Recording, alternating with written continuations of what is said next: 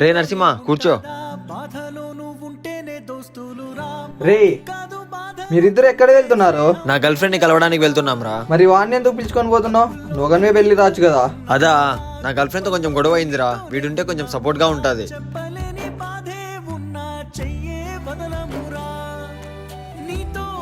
రే నరసింహ పక్కకి రారా, నీతో కొంచెం మాట్లాడాలి.